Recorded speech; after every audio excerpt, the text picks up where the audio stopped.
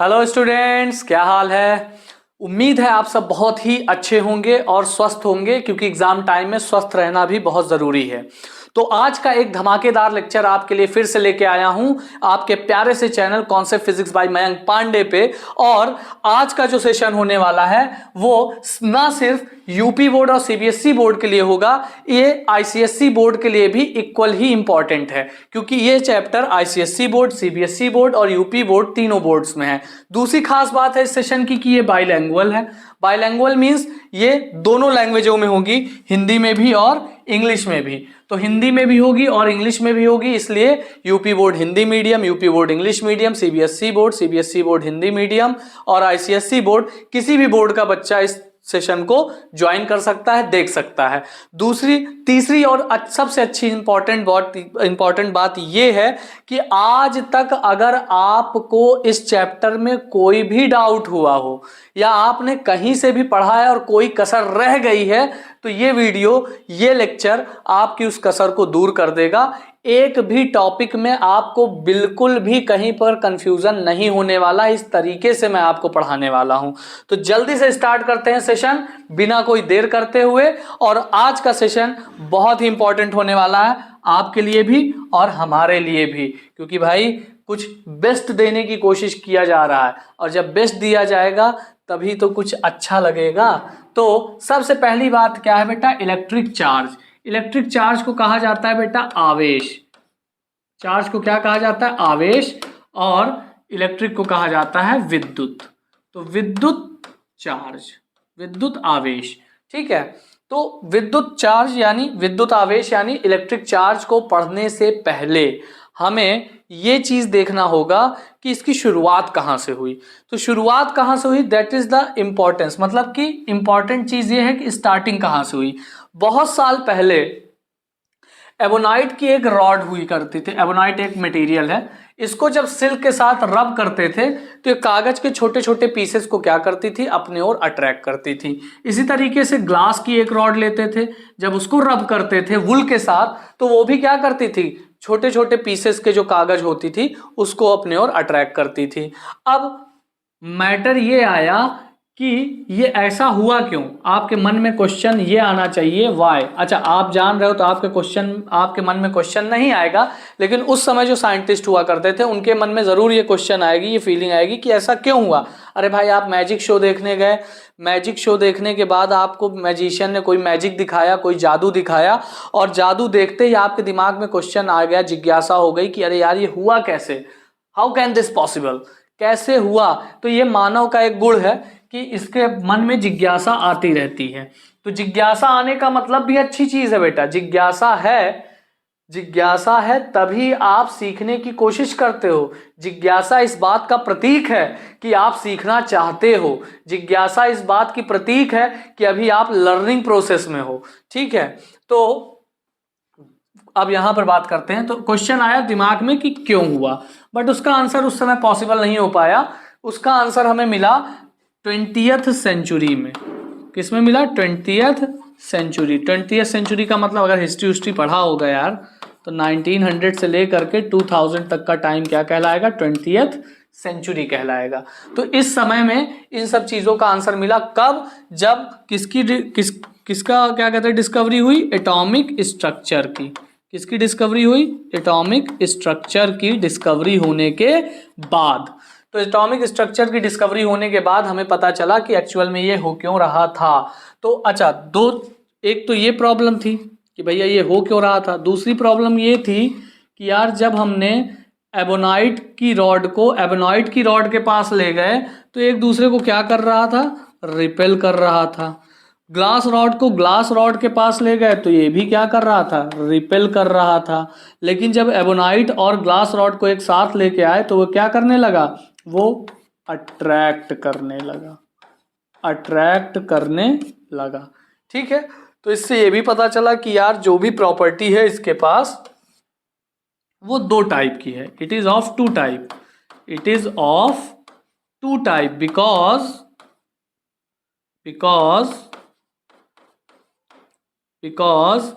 क्योंकि glass glass को repel कर रहा था, एबोनाइट एबोनाइट को रिपेल कर रहा था, यानी इन दोनों, और ये दोनों एक दूसरे को अट्रैक्ट कर रहे थे, यानी इन दोनों के पास डिफरेंट काइंड ऑफ चार्जेस थे, मतलब डिफरेंट टाइप ऑफ प्रॉपर्टी, अभी चार्ज की बात नहीं करेंगे, डिफरेंट टाइप ऑफ प्रॉपर्टी थी, दोनों पे प्रॉपर्टी जो थी वो अलग अलग तरीके की थी, डिफरेंट टाइप ऑफ प्रॉपर्टी इसके ऊपर प्रेजेंट थी।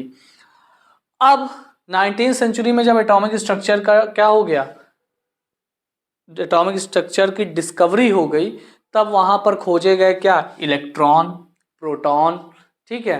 इलेक्ट्रॉन एक क्या था, चार्ज पार्टिकल था, इलेक्ट्रॉन एक पार्टिकल था जिसके ऊपर क्या था, निगेटिव चार्ज था, इलेक्ट्रॉन के ऊपर क्या था, निगेटिव चार्ज था। ये एक ऐसा पार्टिकल था जिसके ऊपर एक प्रॉपर्टी मिलती है जिसको कहते हैं क्या, ये एक ऐसा पार्टिकल था जिसके ऊपर प्रॉपर्टी मिलते थे जिसको एक हम लोग कहते हैं चार्ज। इसी तरीके से प्रोटॉन भी था, ये भी एक पार्टिकल था, इसके ऊपर कैसा चार्ज था, पॉजिटिव चार्ज था। अच्छा, ये कहीं लिखा नहीं हुआ है कि निगेटिव पॉजिटिव, भैया इलेक्ट्रॉन निगेटिव होगा प्रोटॉन पॉजिटिव होता है, इट इज़ अ कन्वेंशनल, ये सिर्फ माना गया है। मानने का मतलब क्या है कि इलेक्ट्रॉन को निगेटिव मान लिया, प्रोटॉन को पॉजिटिव मान लिया, बस ऑलरेडी दिस इज डन। लिखा नहीं है कहीं पर कि इलेक्ट्रॉन के ऊपर निगेटिव चार्ज होता है। अरे यार, मेरे अंदर मोटापे की प्रॉपर्टी है, अगले के अंदर पतलेपन की प्रॉपर्टी है, अगर मुझको पॉजिटिव मान रहे हो तो वो अपोजिट टाइप का प्रॉपर्टी रखता है तो उसको निगेटिव मान लो, अगर उसको पॉजिटिव मानते हो तो मुझको निगेटिव मान लो, बस ये इतनी सी बात है। बाकी ये कहीं लिखा नहीं है कि प्रोटॉन पॉजिटिव ही होगा, इलेक्ट्रॉन निगेटिव ही होगा। तो प्रोटॉन और इलेक्ट्रॉन जो है आपका पॉजिटिव और निगेटिव इस टाइप से चलता रहता है।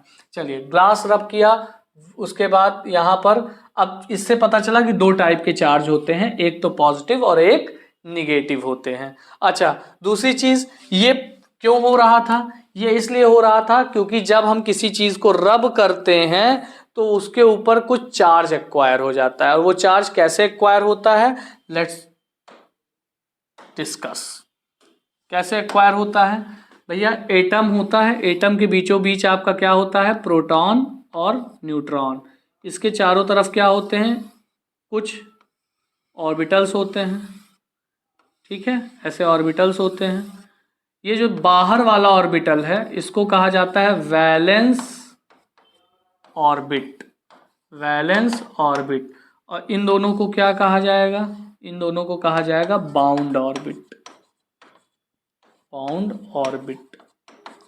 हिंदी में इसको कहा जाएगा मुक्त, मुक्त कक्षा, मुक्त कक्षा, और बाउंड को क्या कहा जाएगा, बंध कक्षा, बंधन कक्षा या बंध कक्ष, ठीक है, जो भी कह लीजिए आप। ये हो गया। अब इसमें वैलेंस इलेक्ट्रॉन में जो इलेक्ट्रॉन रहते हैं उन्हें हम लोग क्या कहते हैं, वैलेंस इलेक्ट्रॉन या फ्री इलेक्ट्रॉन, यानी हिंदी में क्या कहा जाएगा, मुक्त इलेक्ट्रॉन। इसको क्या कहा जाएगा, मुक्त इलेक्ट्रॉन या फ्री इलेक्ट्रॉन या वैलेंस इलेक्ट्रॉन। तो मुक्त इलेक्ट्रॉन, वैलेंस इलेक्ट्रॉन, मुक्त electron, valence electron, free electron, कुछ भी कह लीजिए। तो जब आप किसी चीज को रब करते हैं तो मुक्त इलेक्ट्रॉन निकल करके पहुंच जाते हैं कहाँ पर, दूसरे सब्सटेंस में। जब एबोनाइट की रॉड वुल के साथ या सिल्क के साथ रब किया गया तो सिल्क से कुछ इलेक्ट्रॉन निकल करके एबोनाइट में आ गए, सिल्क से कुछ इलेक्ट्रॉन निकल के एबोनाइट में आ गए। अब किसी भी मैटर या किसी भी एटम के पास equal number of electron and equal number of proton पाया जाता है। तो इक्वल नंबर ऑफ इलेक्ट्रॉन और इक्वल नंबर ऑफ प्रोटॉन जब पाया जाता है तो उसका जो चार्ज होता है वो एक्चुअली न्यूट्रल हो जाता है। लेकिन यहाँ पर कुछ इलेक्ट्रॉन निकल करके यहाँ पे आ गए, तो यहाँ पे आने का मतलब ये क्या हो गया, this is a negatively charged, क्योंकि इसके पास अब इलेक्ट्रॉन क्या हो गया, एक्सेस में आ गया। इसके ऊपर क्या हो गया, इलेक्ट्रॉन की डिफिशियंसी यानी कमी हो गई, तो this is called known as positive charge, क्योंकि इसके पास पॉजिटिव चार्ज बढ़ गया। अरे मेरे पास 15 प्रोटॉन है, 15 इलेक्ट्रॉन है, मुझसे 3 इलेक्ट्रॉन किसी ने ले लिया, तो अब मेरे पास प्रोटॉन 15 है, इलेक्ट्रॉन 12 है, तो मेरे पास +3 चार्ज हो गया। उसके पास जितने भी होंगे इक्वल नंबर में भी होंगे, उसने 3 इलेक्ट्रॉन मुझसे ले लिया, तब उसके पास निगेटिव चार्ज का क्या हो गया, एक्सेस हो गया, यानी वो क्या पा गया, एक्स्ट्रा चार्ज पा गया, तो वो क्या हो गया, निगेटिवली चार्ज हो गया।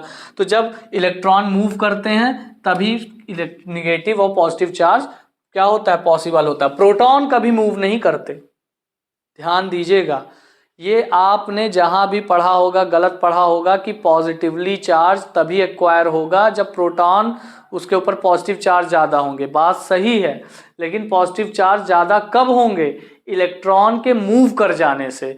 तो किसी के ऊपर अगर पॉजिटिव चार्ज है तो इसका मतलब है कि उसके पास इलेक्ट्रॉन की कमी है, और किसी के पास अगर निगेटिव चार्ज है तो इसका मतलब उसके पास इलेक्ट्रॉन की बढ़ोतरी है, यानी अधिकता है। तो इसलिए क्या हो जाता है, ऑब्जेक्ट जो है वो चार्ज ऑब्जेक्ट की तरह बिहेव करने लगता है, और इस चार्ज ऑब्जेक्ट के द्वारा आपको इलेक्ट्रिक चार्ज की जितनी भी प्रॉपर्टीज हैं वो देखने को मिल जाती हैं। तो इसी चीज को क्या कहा जाता है? इलेक्ट्रिक चार्ज कहा जाता है, क्योंकि ये प्रॉपर्टी पाई जाती है किसमें? फंडामेंटल पार्टिकल्स में। किसमें पाई जाती है? Fundamental particles. फंडामेंटल पार्टिकल्स मतलब, फंडामेंटल पार्टिकल्स मीन्स क्या?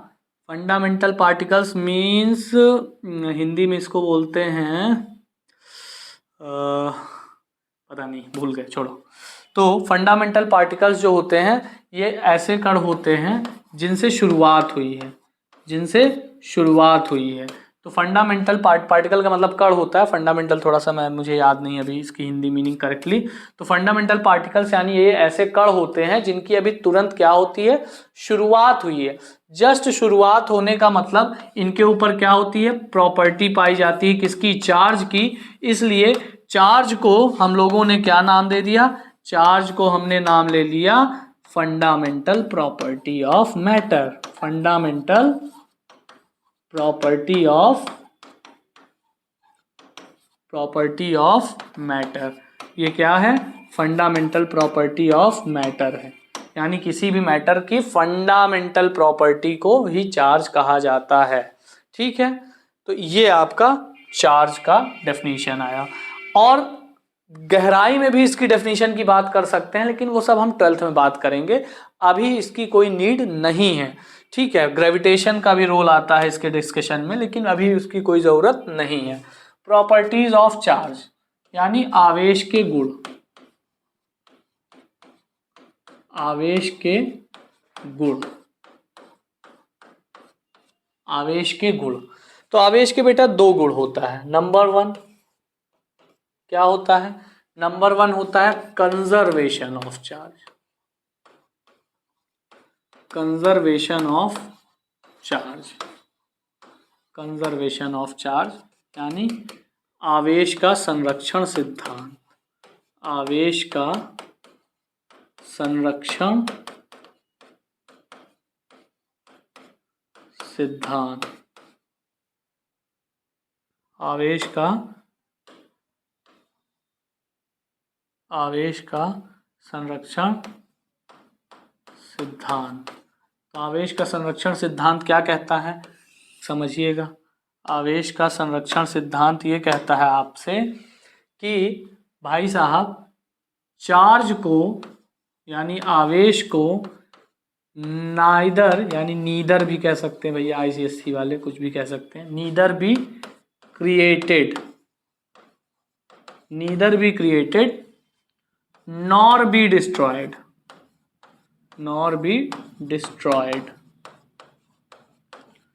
ना तो इसको क्रिएट किया जा सकता है, ना ही इसको डिस्ट्रॉय किया जा सकता है।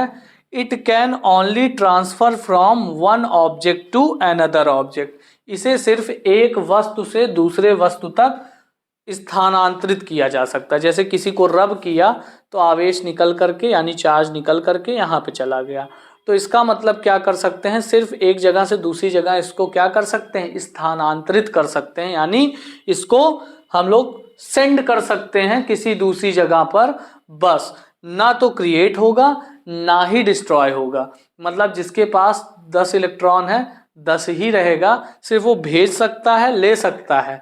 खुद से चाहे तो बना करके 11 कर ले, ऐसा पॉसिबल नहीं है। और खुद उसके पास 10 है तो उसको कूट कर, मार कर, पीस कर उसको जला दे, ऐसा भी नहीं हो सकता।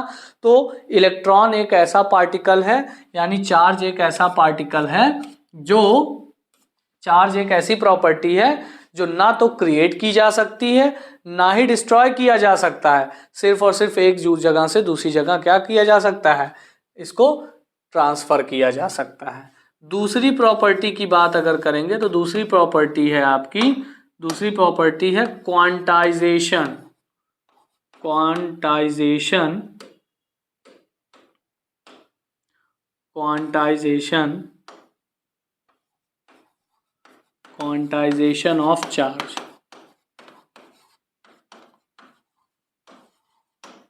क्वांटाइजेशन ऑफ चार्ज यानी आवेश का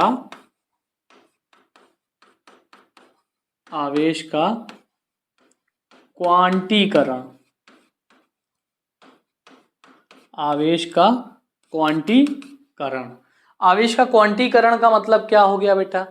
क्वांटीकरण यानी क्वांटाइजेशन का मतलब यह है कि जब एक ऑब्जेक्ट से आप चार्ज को ट्रांसफर करेंगे किसी दूसरे ऑब्जेक्ट में, when you will transfer the charge from one object to another object, then it will always transfer in form of fundamental particle or electron। भाई आप एक जगह से दूसरी जगह चार्ज को ट्रांसफर करना तो चाह रहे हो, लेकिन चार्ज ट्रांसफर नहीं होता है, एक्चुअल में ट्रांसफर होते हैं इलेक्ट्रॉन।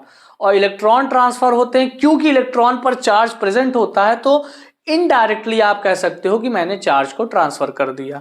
अब यहां से जब चार्ज क्या होगा, इलेक्ट्रॉन ट्रांसफर होगा, तो भैया वो क्या होगा, एक नेचुरल नंबर के फॉर्म में ट्रांसफर होगा।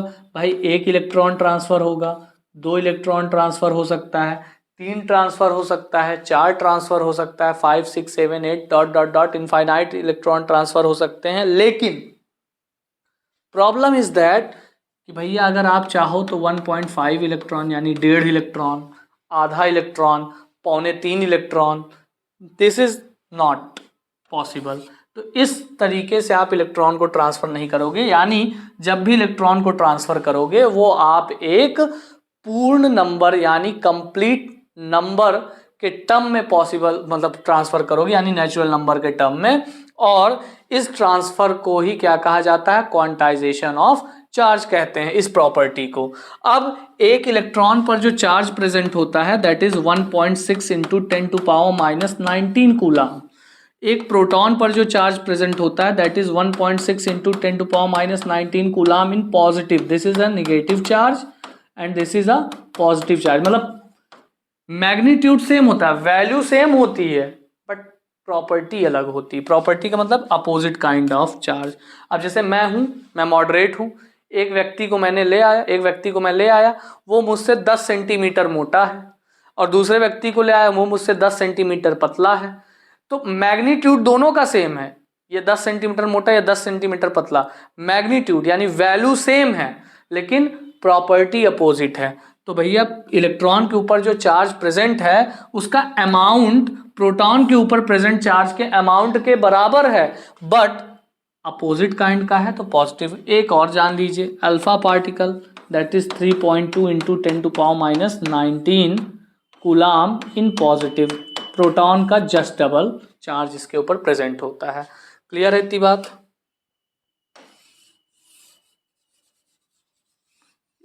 इतनी बात आपको क्लियर है या नहीं है ये बताइए। ठीक है, क्लियर ही होगी। वैसे ऐसा अभी मैंने कुछ रॉकेट साइंस पढ़ा नहीं दिया कि आपको दिक्कत हो। अगली बात समझते हैं। अगली बात में ये है कि भाई मान लो एक ऑब्जेक्ट है, इससे मैंने n चार्ज पार्टिकल ट्रांसफर कर दिया, और एक चार्ज पार्टिकल पर कितना चार्ज है, E है। तो टोटल चार्ज मैंने कितना ट्रांसफर किया भैया, Q इज इक्वल्स टू, अरे यार एक पार्टिकल पर चार्ज E है तो n पार्टिकल पर चार्ज कितना होगा, n into E। This is the formula for your quantization of charge. ये आपके लिए क्या होगा, क्वांटाइजेशन ऑफ चार्ज का फॉर्मूला होगा। क्लियर है? कुछ चीज़ें आप नोट कर सकते हैं लाइक दिस, ये सब वैल्यूज आप नोट कर लीजिए। ठीक है, ये फॉर्मूलेज आप नोट कर लीजिए क्योंकि ये आपके लिए इंपॉर्टेंट है। अगला है इलेक्ट्रिक करंट। इलेक्ट्रिक करंट का मतलब क्या होता है, इलेक्ट्रिक करंट को हिंदी में कहा जाता है बेटा विद्युत धारा। विद्युत धारा। अब विद्युत धारा क्या है समझते हैं। विद्युत धारा का मतलब ये होता है, मान लीजिए आपने क्या किया, एक कंडक्टर लिया, ये वायर लिया है आपने, अब ये वायर क्या होता है, मेटेलिक होता है। मेटेलिक का मतलब ये मेटल का होता है। मेटल के अंदर क्या होते हैं, बहुत ढेर सारे फ्री इलेक्ट्रॉन्स प्रेजेंट होते हैं, और बहुत ढेर सारे फ्री इलेक्ट्रॉन्स प्रेजेंट होने की वजह से ये क्या होता है, कंडक्टर होता है। अगर बहुत ढेर सारे फ्री इलेक्ट्रॉन्स प्रेजेंट ना हो तो ये कंडक्टर की तरह बिहेव नहीं करेगा। ठीक है, ये कंडक्टर की तरह बिहेव नहीं करेगा। तो इसीलिए हमें क्या करना पड़ता है कि एक कंडक्टर लिया, मेटेलिक कंडक्टर लिया, इसीलिए हमें क्या करना पड़ता है, मेटल का ही कंडक्टर यूज करना पड़ता है, क्योंकि उसके पास बहुत ढेर सारे फ्री इलेक्ट्रॉन है और उसी में इलेक्ट्रिक करंट फ्लो हो पाएगी। तो यहाँ पर मैंने मेटेलिक कंडक्टर लिया, इसके अंदर क्या होते हैं बेटा, इलेक्ट्रॉन्स होते हैं।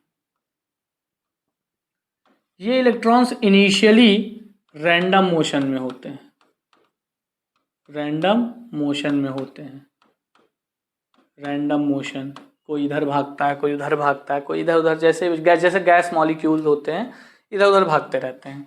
लेकिन जैसे ही इनको, इस कंडक्टर को एक बैटरी से कनेक्ट कर दो या फिर किसी पावर सोर्स से कनेक्ट कर दो, तो ये क्या हो जाते हैं, एक फिक्स डायरेक्शन में मूव करना स्टार्ट हो जाते हैं। क्यों? क्योंकि इनके ऊपर एक फोर्स लगने लगता है जिसको हम लोग कहते हैं ईएमएफ।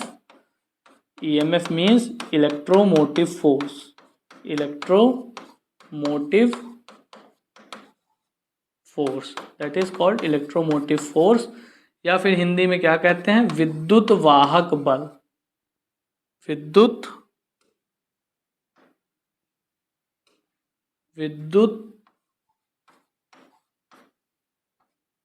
वाहक बल,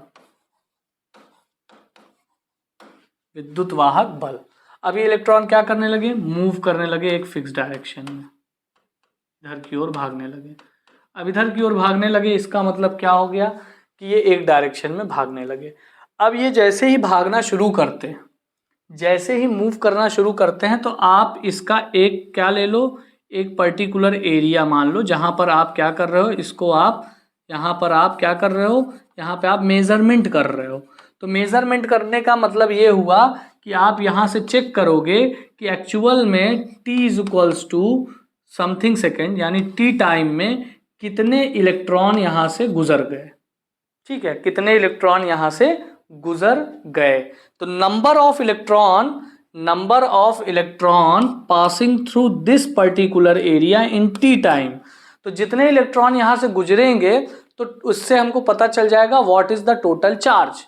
तो यहाँ पर टोटल चार्ज कितना पास हो गया। अरे भाई, एक इलेक्ट्रॉन गुजरा तो 1.6 इंटू 10⁻⁹ n इलेक्ट्रॉन गुजर गए तो n इंटू ई के बराबर आपका चार्ज क्या हो जाएगा, n इंटू ई के बराबर आपका जो चार्ज होगा वो क्या कर जाएगा, यहाँ से पास कर जाएगा। तो एक्चुअल में एक सेकंड में कितने इलेक्ट्रॉन पास कर गए या कितना चार्ज पास कर गया, उसी को कहा जाता है इलेक्ट्रिक करंट। यानी total charge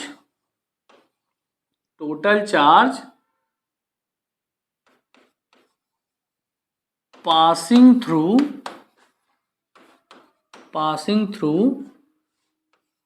a particular area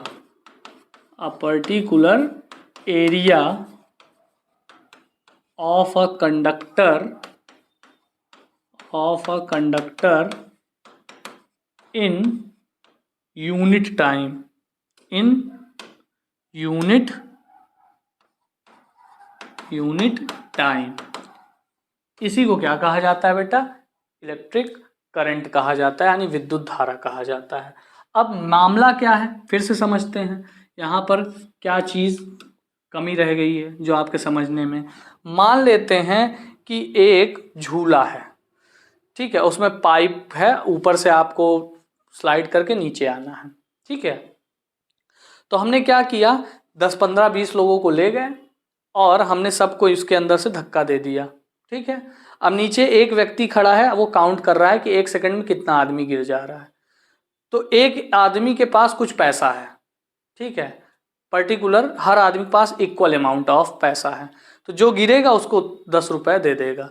तो भैया अगर एक सेकंड में 4 व्यक्ति गिरे तो 40 रुपये उस व्यक्ति को दे देंगे। तो वहाँ पर कमाई कितनी हुई, 40 रुपये की हुई। अगर 3 व्यक्ति गिरे तो कमाई कितनी की हुई, 30 रुपये की हुई। तो भाई जितना ज़्यादा चार्ज या जितना ज़्यादा इलेक्ट्रॉन यहाँ से निकल जाएगा 1 सेकंड के अंदर, उतनी ही ज़्यादा करंट होगी। जितनी कमाई उतना करंट। जैसे इस केस में एग्जाम्पल में जो कमाई की बात हो रही है वो इस केस में करंट की बात है। तो 1 सेकंड में जितनी ज़्यादा इलेक्ट्रॉन यहाँ से पास कर जाएंगे उतना ज़्यादा करंट होगा। इसीलिए आपके बुक में लिखा होता है कि electric current is the rate of flow of charge, rate of flow of charge, यानी चार्ज के फ्लो का जो रेट है।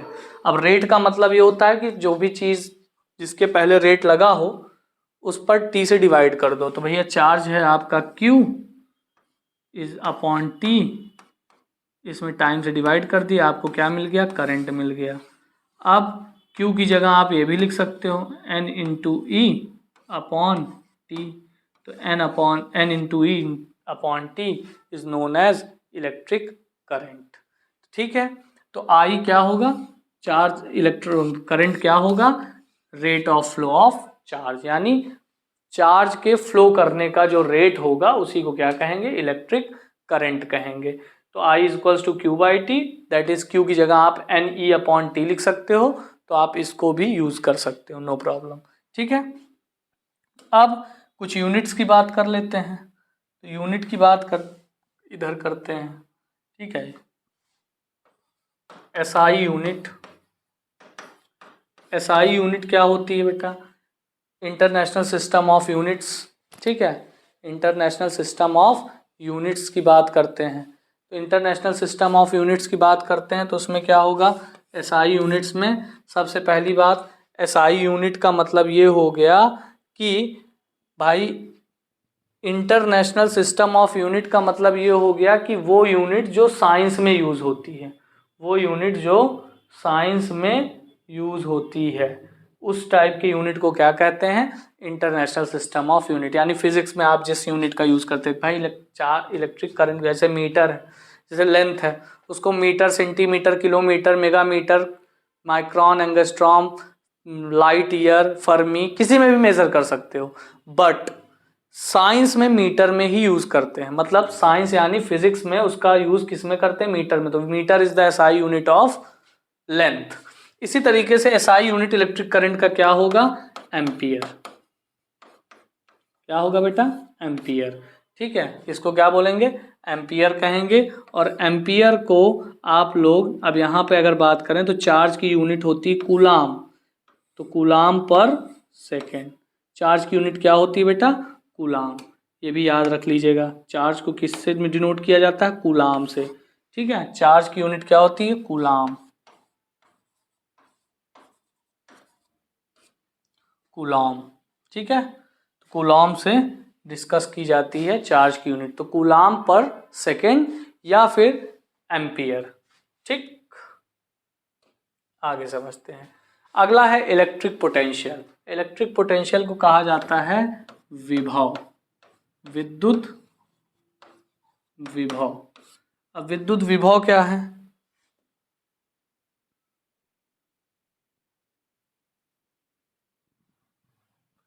विद्युत विभव क्या है, विद्युत विभव आपका एक अदर क्वांटिटी है जो बहुत ही ज़्यादा इम्पॉर्टेंट है। विद्युत विभव ये डिसाइड करता है कि what is the direction of current, what is the direction of flow of electron. भाई पोटेंशियल इस चीज़ को डिसाइड करता है कि इलेक्ट्रॉन का फ्लो किधर होगा और इलेक्ट्रिक करंट किधर बहेगा। तो पहले हम पोटेंशियल को समझेंगे, फिर हम पोटेंशियल डिफरेंस को समझेंगे।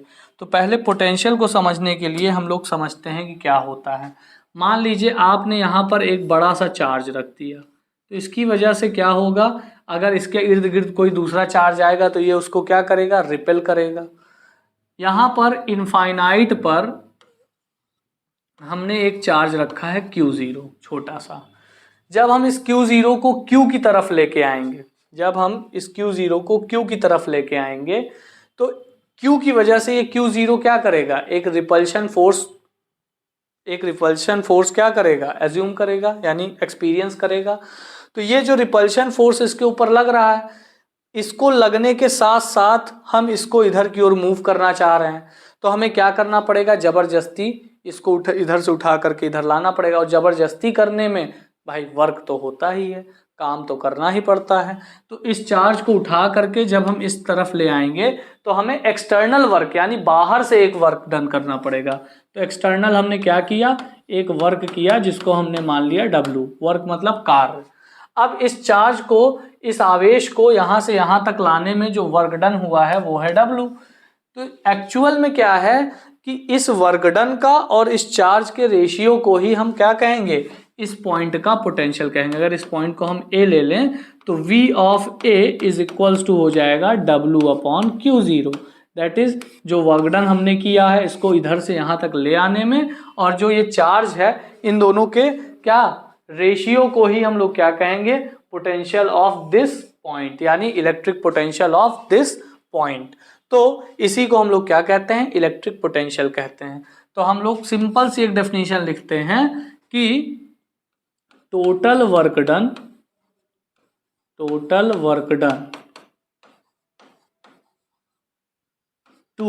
Bring a unit positive charge. Unit positive charge का मतलब क्या हुआ, चार्ज की वैल्यू 1 कूलाम होना चाहिए। अरे भाई इस अगर मैं if Q0 is equals to 1 कर दूं तो VA इज इक्वल्स टू क्या मिल जाएगा, W। तो यह जो वर्क डन होगा वही इसके पोटेंशियल के बराबर हो जाएगा। तो यूनिट चार्ज को अगर यूनिट कर दिया तो वर्क डन किसके बराबर हो जाएगा, पोटेंशियल डिफरेंस के बराबर। तो total work done to bring a unit positive charge from infinite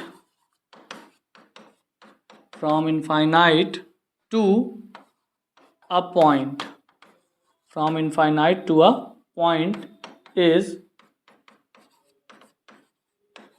known as electric potential।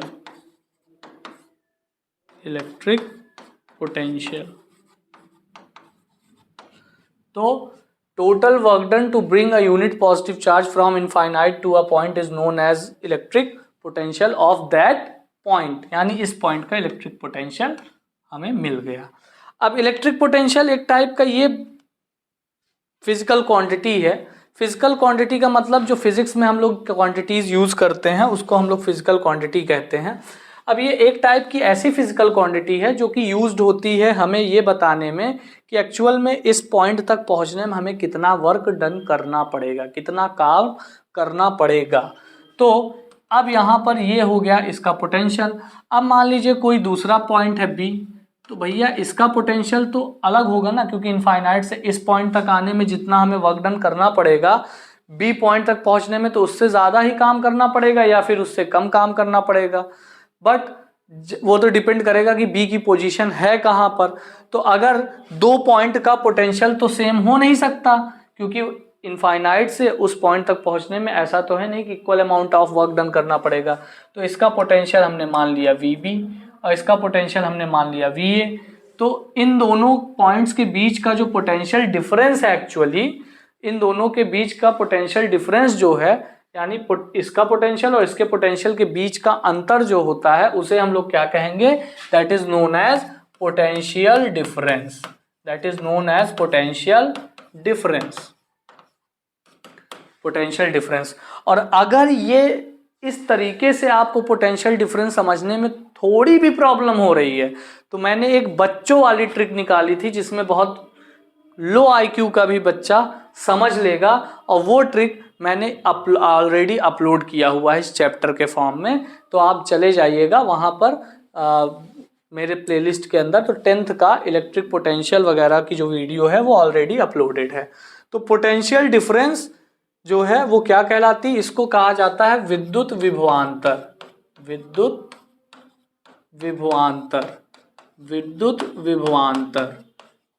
विभवांतर क्या है, पोटेंशियल डिफरेंस यानी विद्युत विभवांतर। अब विद्युत विभवांतर क्या बताता है, विद्युत विभवांतर सिर्फ ये बताता है आपको कि पोटेंशियल डिफरेंस जो है वो दो पॉइंट्स के बीच का पोटेंशियल यानी विद्युत विभव में यानी पोटेंशियल में क्या डिफरेंस है। तो अगर मैं यहाँ पर V लिखूं तो वो हो जाएगा VB difference of VA, that is WB upon Q0 minus WA upon Q0, that is WBA upon Q0. This is the potential difference. अब WBA क्या है? अब WBA जानने के लिए फिर से यहाँ पे आ जाइए कि इनफाइनाइट से A तक आए तो हमें वर्क डन करना पड़ा WA, इनफाइनाइट से B तक आए तो हमें वर्क डन करना पड़ा WB. अगर मैं B तक आऊँगा तो यहाँ तक तो मुझे आना ही पड़ेगा, वर्क डन तो सेम है.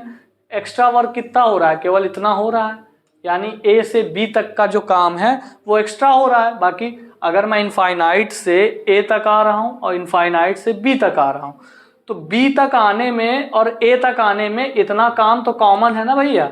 इतना काम यानी इतना जो वर्क डन है ये तो क्या है? कॉमन है.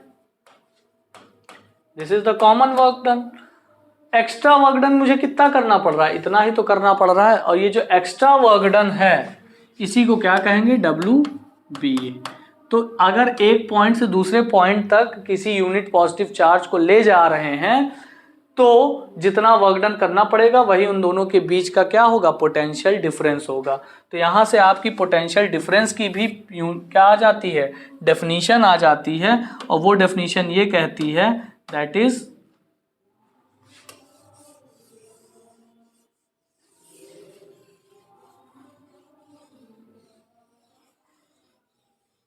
चलिए अब ये क्या कहती है? ये कहती है the total work done to bring unit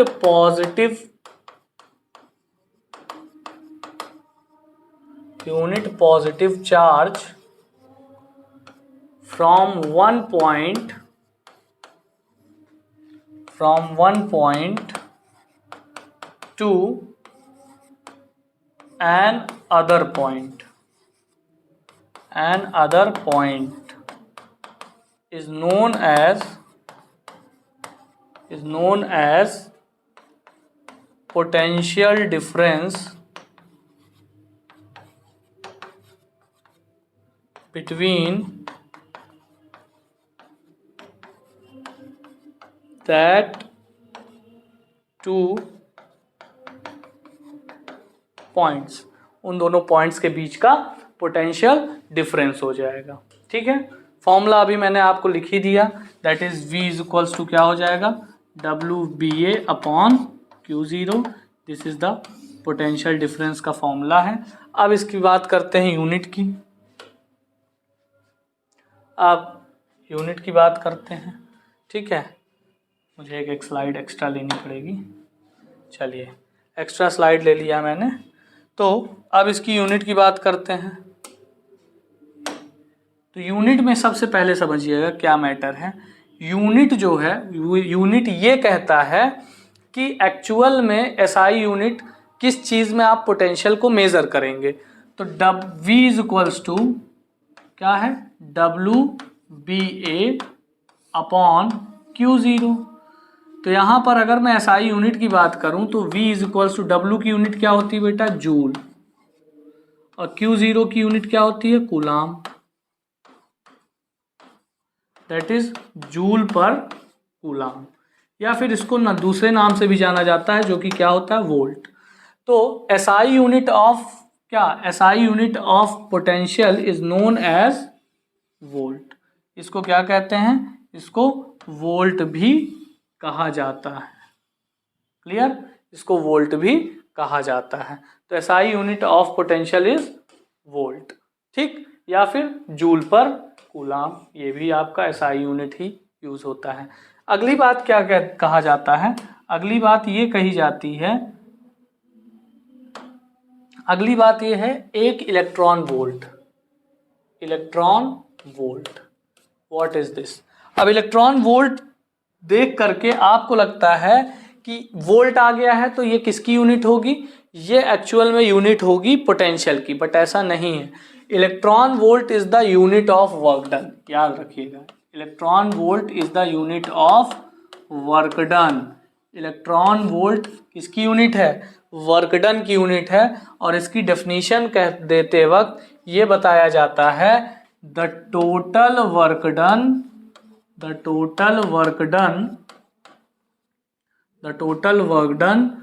to bring one electron from one point to another point, एक पॉइंट से लेकर के अनदर पॉइंट तक ले जाने में, यानी एक इलेक्ट्रॉन को एक पॉइंट से दूसरे पॉइंट तक ले जाने में जो टोटल वर्क डन करना पड़ता है उसी को हम लोग क्या कहते हैं? एक इलेक्ट्रॉन वोल्ट कहते हैं। जबकि another point when the potential difference between that two point is 1 volt. जब दोनों पॉइंट के बीच का पोटेंशियल डिफरेंस क्या हो? 1 वोल्ट हो, तब एक पॉइंट से दूसरे पॉइंट तक किसी इलेक्ट्रॉन को ले जाने में किया गया वर्क डन ही क्या कहलाता है? 1 इलेक्ट्रॉन वोल्ट कहलाता है। कैलकुलेशन अगर देखा जाए तो V इक्वल्स टू आपका होता है W/Q। अब यहां पर बात हो रही है किसकी? W की, तो दैट इज VQ। अब यहां पर बात हो रही है किसकी? W की, तो आप लिख सकते हो VQ। अब V यहां पर पहले डिसाइड कर दिया कितना होगा? 1 वोल्ट। और Q किसकी डिसाइड कर दिया? इलेक्ट्रॉन की। तो W इज इक्वल्स टू क्या हो जाएगा? 1.6 इंटू 10⁻⁻19 जूल। तो यहाँ पर एक electron volt is equals to कितना हो जाएगा? 1.6 into 10⁻⁻19 joule is the unit. यानी एक इलेक्ट्रॉन वोल्ट में कितना जूल एनर्जी होगी? 1.6 into 10⁻⁻19, that is the work done in 1 electron volt. Clear है इतनी बात? तो अब इतनी बात तो क्लियर ही होगी, आगे चलते हैं। Element used in circuits. क्या क्या एलिमेंट्स यूज्ड होते हैं सर्किट में? अगर सर्किट की बात करें तो सबसे पहला एलिमेंट है आपका, सबसे पहली एलिमेंट है एक ऐसे यूज होती है, this is called the resistance. ये क्या है? रेजिस्टेंस। सर्किट में इस तरीके से शो किया जाता है। दूसरा, हिंदी में इसको कहते हैं प्रतिरोध।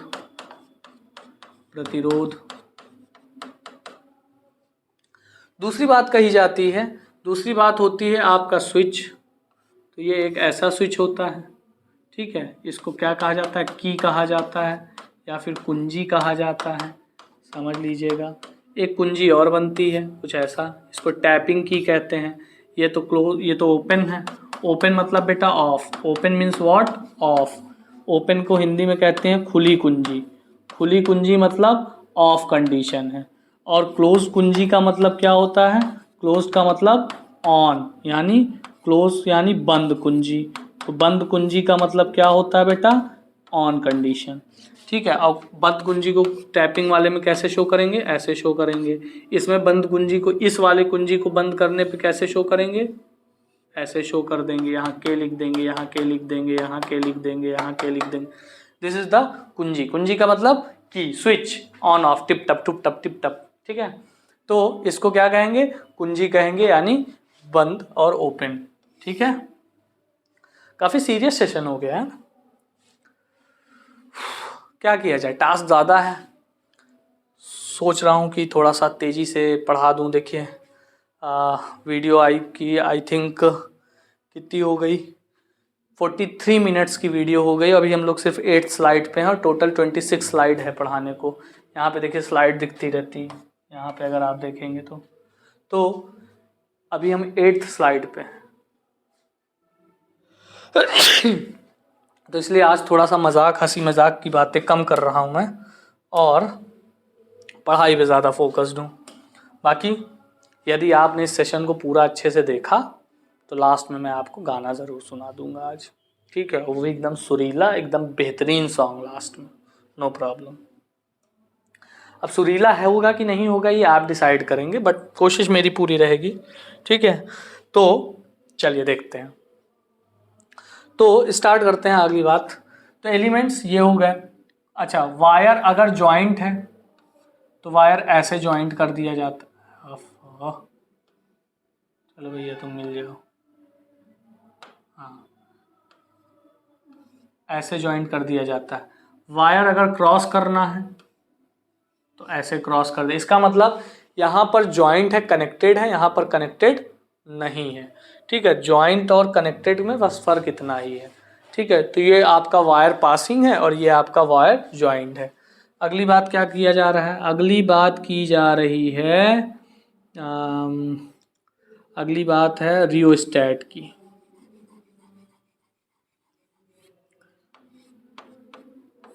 This is the RH rheostat, यानी वेरिएबल रेजिस्टेंस। वेरिएबल का मतलब ऐसा रेजिस्टेंस जो बदल सकता है। इसको हिंदी में विभव नहीं, क्या बोलते हैं, धारा नियंत्रक। इसको क्या बोलते हैं हिंदी में? धारा नियंत्रक। मतलब ये करंट को कम धीमा कर सकता है, तो वेरिएबल रेजिस्टेंस या धारा नियंत्रक कहते हैं इसको। ठीक है, उसके बाद अगला एलिमेंट क्या है? This is the volt meter. Volt meter का मतलब वोल्ट मीटर का मतलब हिंदी में भी वोल्ट मीटर ही कहते हैं। ये क्या करता है? ये पोटेंशियल डिफरेंस को मेज़र करता है। ये क्या करता है? पोटेंशियल डिफरेंस को मेज़र करता है। एक होता है एमीटर, इसी तरीके से एमीटर क्या करता है? करंट को मेज़र करता है। करंट को मेज़र करता है, इसको क्या बोलते हैं? अमीटर। हिंदी में भी इसको अमीटर ही कहा जाता है। तो ये कुछ एलिमेंट्स हैं जो आपके सर्किट्स में यूज़ होते रहते हैं और बहुत सी चीज़ें हैं। अब जैसे सेल है, ये भी है। ये इसको क्या बोलते हैं? सेल, यानी बैटरी नहीं, ये सेल होगा। बैटरी को कुछ इस तरीके से शो करते हैं। ये this is the battery, this is the battery. ये आपका बैटरी होगा, वो आपका क्या होगा? सेल होगा। क्लियर है? तो इतनी चीज़ें आपको क्लियर होनी चाहिए। चलिए, अब आते हैं ओम्स लॉ पे। अब आते हैं आपको ओम्स लॉ पे। ठीक है, तो ओम्स लॉ बहुत ही इम्पॉर्टेंट टॉपिक है और कई बार पूछा गया है आपके इस कुछ एग्ज़ाम में। तो ओम्स लॉ को स्टार्ट करते हैं और थोड़ा सा समझते हैं कि what is the reason behind the Ohm's law and what is the law. तो ओम्स लॉ ये कहता है, ओम्स लॉ के अकॉर्डिंग ये बात होती है कि अगर मान लीजिए आपने कोई कंडक्टर लिया और आपने इसके दोनों कोनों को क्या किया? पोटेंशियल डिफरेंस से फिक्स कर दिया। तो पोटेंशियल डिफरेंस जब फिक्स करना है, अभी मैंने आपको बताया था कि पोटेंशियल डिफरेंस क्या करता है? पोटेंशियल डिफरेंस इस चीज़ को डिसाइड करता है कि एक्चुअल में आपका करंट किस तरफ से किस तरफ जाएगा। तो यहाँ पर ये जो बड़ा वाला है ये है हायर पोटेंशियल पर और ये है लोअर पोटेंशियल पे। हायर का मतलब ये अधिक विभव पे है और ये निम्न विभव पे है। तो हायर पोटेंशियल और लोअर पोटेंशियल। तो हमेशा जो करंट होती है आपकी इलेक्ट्रिक करंट, ये आपकी हायर पोटेंशियल से लोअर पोटेंशियल तरफ जाती है और this is the convectional current. Convectional current यानी इसको माना गया है, कोई कंडक्टर के अंदर घुस करके चीर करके फाड़ करके देखा नहीं करंट किधर से किधर जा रही। करंट मानी गई है कि पॉजिटिव पोटेंशियल से नेगेटिव पोटेंशियल तरफ चलेगी, यानी in the direction of positive charge, यानी जिस तरफ पॉजिटिव चार्ज मूव करेंगे उधर ही करंट बहेगी, या फिर in the opposite direction of moving of electron, या फिर जिधर से जिस डायरेक्शन में इलेक्ट्रॉन मूव कर रहा होगा उसके अपोजिट डायरेक्शन में करंट फ्लो करेगी। अब ओम्स लॉ के अकॉर्डिंग ये हो गया। तो इन्होंने क्या कहा, इसके अक्रॉस मान लीजिए आपने पोटेंशियल डेवलप किया V और इसमें करंट फ्लो हो रही है I। तो इन्होंने कहा कि अगर आप इस कंडक्टर में कोई भी चेंज नहीं करते हैं, इसकी फिजिकल कंडीशन में कोई चेंज नहीं करते। फिजिकल कंडीशन का मतलब ना इसका आप लेंथ बढ़ाते हो, ना आप इसका टेम्परेचर बढ़ाते हो, ना आप इसकी मोटाई बढ़ाते हो, ना आप इसका कोई भी तरीके का कोई भी फिजिकल प्रॉपर्टी नहीं चेंज करते हो, तो इस कंडक्टर में जो पोटेंशियल डिफरेंस इसके सिरों के अक्रॉस यूज हो रहा है वो पोटेंशियल डिफरेंस एक्चुअल में इसमें फ्लो होने वाले करंट के डायरेक्टली प्रोपोर्शनल होगा।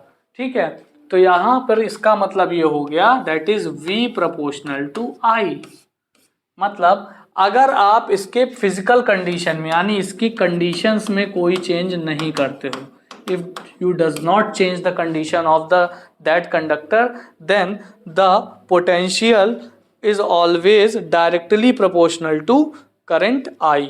ठीक है, तो ये क्या होगा, पोटेंशियल हमेशा करंट फ्लो होने के डायरेक्टली प्रोपोर्शनल होगा। अब फिजिक्स का अच्छा सा रूल तो आप जानते हैं कि पोटेंशियल प्रोपोर्शनैलिटी का साइन हटा करके इक्वल लगाया जाता है तो एक आ जाता है क्या, कांस्टेंट। तो यहाँ पर एक कांस्टेंट आ गया जिसको कहा गया R, and the R is known as resistance. R is known as resistance of the wire. अब ये रेजिस्टेंस क्या करेगा, ये इफेक्ट डालेगा इस चीज पर इफेक्ट डालेगा। क्यों इफेक्ट डालेगा, दैट इज यहाँ पर ये है कि V अपॉन I का जो रेशियो है वो R के बराबर होना चाहिए, लेकिन कब, जब इसमें कोई चेंज नहीं करेंगे। लेकिन अगर इसमें कोई चेंज कर देंगे तो R ही बदल जाएगा, और जब R बदल जाएगा तो V और I का जो रेशियो होगा वो कांस्टेंट नहीं रह जाएगा। तो इसकी किसी भी चीज़ में अगर आप चेंज करेंगे, लेंथ में चेंज किया, टेम्परेचर में चेंज किया, एरिया में चेंज किया या मटेरियल में चेंज किया, तो कौन बदलेगा, R चेंज हो जाएगा। और रेजिस्टेंस अगर चेंज हो गया तो V और I का जो रेशियो होगा क्या वो सिमिलर बना रहेगा, नहीं बना रहेगा। तो जब तक ये R की वैल्यू कांस्टेंट रहेगी तभी तक ओम्स लॉ क्या होगा, सही होगा। बट जैसे ही आप इस कंडक्टर के किसी भी चीज में चेंज करते हो, किसी भी कंडीशन में चेंज करते हो, वैसे ही इस R की वैल्यू एक्चुअली क्या हो जाएगी, बदल जाएगी। और R की वैल्यू बदल जाएगी तो V अपॉन I का रेशियो कांस्टेंट नहीं रहेगा। तो सिंपल सी बात, ओम्स लॉ यही कहते हैं कि अगर भैया आप वायर या कंडक्टर के किसी भी फिजिकल कंडीशन में कोई चेंज नहीं करते हो तो यहां पर जो V अपॉन I का रेशियो होगा वो क्या बना रहेगा, दैट इज कांस्टेंट। ये क्या बना रहेगा, कांस्टेंट बना रहेगा। क्लियर है। अब बात करते हैं verifications of Ohm's law. Verification का मतलब ये होता है कि भैया ओम्स लॉ दे तो दिए, सही है या गलत है, इसको कभी कोई वेरीफाई किया है कि नहीं किया है, तो वेरीफाई हम लोग करेंगे। ठीक है, तो वेरीफाई कैसे करेंगे, वेरीफाई करने के लिए हम लोगों ने एक सिंपल सा तरीका निकाला है। सिंपल सा तरीके में क्या था कि हमने एक क्या लिया, सर्किट लिया। अब सर्किट में क्या लिया, इधर लिया बैटरी, फिर हमने यहां पर एक की लगाया, फिर हमने यहां पर एक रियोस्टेट लगा दिया, दैट इज RH। उसके बाद हमने यहां पर एक रेजिस्टेंस लगाया, फिर हमने यहां पर एक एमीटर लगाया, और यहां पर हमने एक वोल्टमीटर लगा दिया। ठीक है, क्लियर है। इतनी चीज हमने यूज किया। अब हमें क्या करेगा, ये जो वोल्टमीटर है, ये जो वोल्टमीटर है ये हमें बताएगा, एक्चुअल में ये हमें बताएगा वैल्यू ऑफ पोटेंशियल। ये हमें क्या बताएगा, ये हमें वैल्यू ऑफ पोटेंशियल बताएगा। और ये जो एमीटर है ये हमें क्या बताएगा, वैल्यू ऑफ करंट बताएगा। ये हमें क्या बताएगा, वैल्यू ऑफ पोटेंशियल। अब इस रेजिस्टेंस के हम फिजिकल प्रॉपर्टी को बिल्कुल चेंज नहीं करेंगे। अब हम क्या करेंगे कि हम जैसे इस की को क्या कर दें, क्लोज कर दें, इस की को हमने जोड़ दिया, तो अब क्या होने लगेगा, करंट फ्लो होना शुरू हो जाएगा। तो एमीटर हमको करंट की कोई ना कोई क्या दे देगा, वैल्यू दे देगा। मान लेते हैं किसी इंस्टेंट पे एमीटर हमको बता रहा है कि भैया I1 करंट फ्लो हो रही है, और वोल्ट मीटर हमको बता रहा है दैट इज V1 पोटेंशियल है इस समय।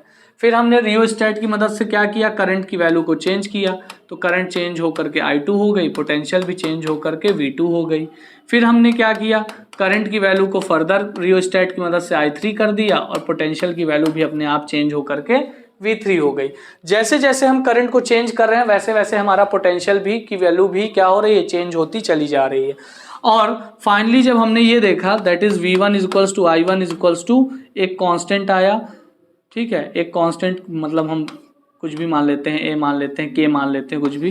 V2 अपॉन I2 भी सेम कांस्टेंट आया, V3 अपॉन I3 भी क्या आया, सेम कांस्टेंट आया। इसका मतलब क्या हुआ, that is V1 upon I1, that is V1 upon I1 is equals to V2 upon I2, that is V3 upon I3 is equals to constant.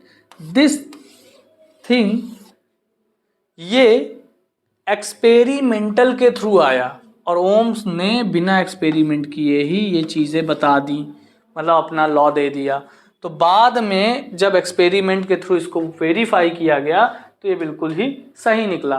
तो ये डिसाइड करता है कि आपका जो ओम्स लॉ है वो एकदम करेक्टली क्या है, वेरीफाइड है। क्लियर है इतनी बात, ठीक है, इतनी चीज़ आपको क्लियर होनी चाहिए, ठीक है। तो ये आपका ओम्स लॉ है। अब इसके अकॉर्डिंग अगर हमने क्या किया, एक ग्राफ खींचा, तो ग्राफ हमको कुछ ऐसा मिलता है। इधर हम शो करते हैं V को और इधर हम शो करते हैं I को। और अगर आप इस ग्राफ का स्लोप लेते हो, स्लोप का मतलब होता है बेटा दिस इज थीटा, स्लोप का मतलब होता है change in y axis upon change in slope is equals to क्या होता है, slope is equals to change in y axis upon change in x axis, that is delta V हो जाएगा और डेल्टा I हो जाएगा। ये निकल आता है स्लोप। और स्लोप अगर हम इस ग्राफ का निकालेंगे तो हमें क्या मिल जाएगा, हमें मिल जाएगा रेजिस्टेंस। तो अगर VI ग्राफ का स्लोप निकालोगे तो रेजिस्टेंस मिलेगा। अब बुद्धिमानी क्या करते हैं बोर्ड वाले, यहाँ पर इस पे दे देंगे I और इस पे दे देंगे V। अब अगर आप इसका स्लोप निकालेंगे तो आपको R नहीं मिलेगा, अब आपको 1/R मिलेगा, क्योंकि I इधर हो गया, V इधर हो गया। इस समय अगर आप स्लोप फाइंड करेंगे तो आपको क्या मिल जाएगा, 1/R मिलेगा। तो इस चीज़ पे ध्यान दीजिएगा कि इधर I है, अगर इस वाले एक्सिस पे V है तब तो इसके स्लोप आपको क्या देगा, रेजिस्टेंस देगा। अगर इधर I है तो इसका स्लोप क्या दे देगा, 1/R दे देगा। और 1/R को कहा जाता है, 1/R को कहा जाता है कंडक्टेंस। क्या कहा जाता है बेटा, कंडक्टेंस। 1/R को क्या बोला जाता है, कंडक्टेंस। मतलब आपका जो रेजिस्टेंस का क्या होता है, इनवर्स होता है। रेजिस्टेंस का इनवर्स जो होता है उसे क्या कहा जाता है, कंडक्टेंस कहा जाता है। इज दैट क्लियर और नॉट, ठीक है, ये तो आपको समझ में आ ही गया। अब बात करते हैं इलेक्ट्रिकल रेजिस्टेंस की।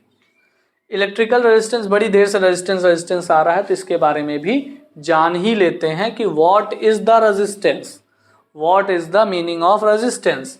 तो रेजिस्टेंस का मतलब ये हो गया कि अगर आपके कंडक्टर में जो इलेक्ट्रॉन है वो कितना इजीली एक टर्मिनल से दूसरे टर्मिनल तक मूव कर पा रहे हैं। अगर आपका इलेक्ट्रॉन एक टर्मिनल से दूसरे टर्मिनल तक मूव कर पा रहा है इजी वे में, तो आपका जो इलेक्ट्रॉन है, आपका जो कंडक्टर का रेजिस्टेंस है वो आपका बहुत ही कम है। मतलब अगर आपका इलेक्ट्रॉन एक टर्मिनल से दूसरे टर्मिनल में बहुत इजीली मूव कर पा रहा है, इजीली का मतलब इसको बिल्कुल भी तकलीफ नहीं हो रही है रास्ते में, तो इसका रेजिस्टेंस बहुत डाउन है। अब बात करते हैं अगर इलेक्ट्रॉन को इधर से इधर आने में थोड़ी तकलीफ हो रही, मान लो बीच में एटम है उससे टकरा जा रहा है, रुक जा रहा है, रुकावट, तो इलेक्ट्रॉन के रास्ते में जितनी ज्यादा रुकावट आएगी रेजिस्टेंस उतनी ज्यादा, रेजिस्टेंस की वैल्यू उतनी ज्यादा होगी। जितनी कम रुकावट आएगी रेजिस्टेंस की वैल्यू उतनी कम होगी।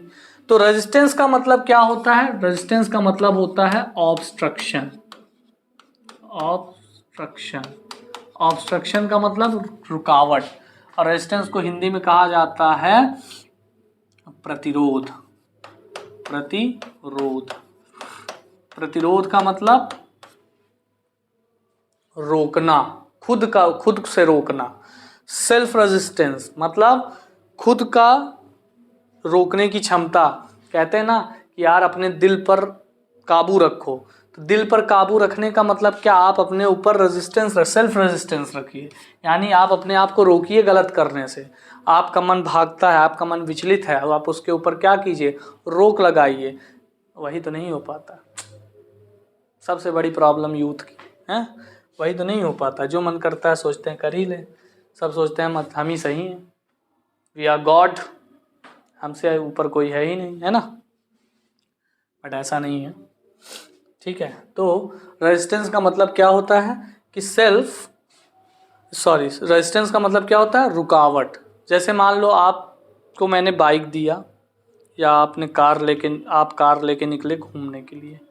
अब आपको सिटी के जाम में गाड़ी चलाना है, तो क्या आप चला पाओगे, बहुत तेज़ी से तकलीफ होगी चलाने में, धीमी धीमी चलना पड़ेगा। यही अगर हाईवे हो, एकदम क्लियर रोड हो, तो आप एकदम धड़धड़ा के निकलते चले जाओगे, आपको कोई देख ही नहीं पाएगा, एकदम आंधी हो जाओगे, धुआं हो जाओगे, हैं। तो क्या हो जाएगा भाई साहब, तो इलेक्ट्रॉन जब एकदम हाईवे वाला रास्ता मिल जाए इलेक्ट्रॉन को, तो समझ लो वो कंडक्टर बहुत अच्छा कंडक्टर है, उसकी कंडक्टिविटी गजब की है, और बिल्कुल रजिस्टिविटी यानी रेजिस्टेंस, कंडक्टेंस बहुत अच्छा है, यानी उसका रेजिस्टेंस बिल्कुल ही बेकार है। कंडक्टेंस अच्छा होगा तो रेजिस्टेंस बेकार होगा, रेजिस्टेंस अच्छा होगा तो कंडक्टेंस बेकार होगा। तो इसका मतलब इसमें रुकावट बहुत कम है, रुकावट बहुत कम है। अब रेजिस्टेंस अगर ज़्यादा है, अगली प्रॉब्लम क्या है, रेजिस्टेंस अगर ज़्यादा है भाई साहब, तो इलेक्ट्रिक एनर्जी बहुत वेस्ट होती है। इलेक्ट्रिक एनर्जी क्या होती है, बहुत ज़्यादा वेस्ट होती है, इलेक्ट्रिक एनर्जी वेस्ट होती है। अगर इलेक्ट्रिक एनर्जी वेस्ट होगी तो यार आपके बिजली का बिल ज़्यादा आएगा। जैसे आप घरों में वायर लगवाते हो, तो कुछ लोग प्रिफर करते हैं भाई हमारे घर में तार लगेगा तो कॉपर का ही लगेगा, कुछ लोग प्रिफर करते हैं भाई हमारे घर में तार यार पैसा नहीं लोहे का ही लगवा दो। तो लोहे का क्या, यानी आयरन का लगेगा तो क्या दिक्कत है, आयरन का क्या होगा, आयरन का रेजिस्टेंस ज़्यादा है, आयरन का रेजिस्टेंस क्या है, ज़्यादा है, ज़्यादा होने से इलेक्ट्रिक एनर्जी वेस्ट होगी, बिजली का बिल ज़्यादा आएगा। और कॉपर का इलेक्ट्रिक रेजिस्टेंस कम है, जिससे बिजली का बिल थोड़ा कम आएगा। तो थोड़ी सेविंग यहाँ से भी होती है कि अगर आप कॉपर का वायर प्रीफर करते हैं। वैसे तो सबसे अच्छा कंडक्टर आपका सिल्वर होता है, चांदी होता है, तो चांदी को वायर लगा देंगे तो बहुत ही अच्छा है। तो अब लेकिन दिक्कत ये है, लूट ले जाएंगे लोग, कुछ नहीं मिल रहा, तार काट ले जाएंगे आपका।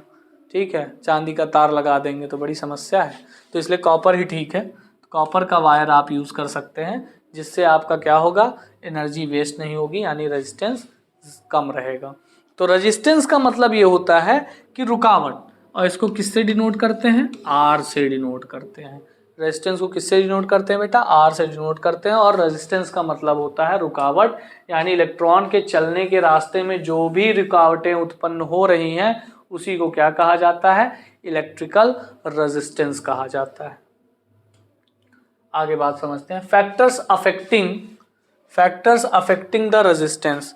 ऐसे फैक्टर्स जो रेजिस्टेंस को अफेक्ट करते हों, ऐसे फैक्टर्स जो रेजिस्टेंस को क्या करते हों, अफेक्ट करते हों, यानी रेजिस्टेंस पर प्रभाव डालते हों। तो रेजिस्टेंस पर प्रभाव डालने वाले फैक्टर्स कौन कौन से हैं, नंबर 1, यानी जिनको वायर में जिन जिन चीज़ों को चेंज करने पर रेजिस्टेंस बदल सकता है उन्हें कहा जाता है फैक्टर्स अफेक्टिंग रेजिस्टेंस।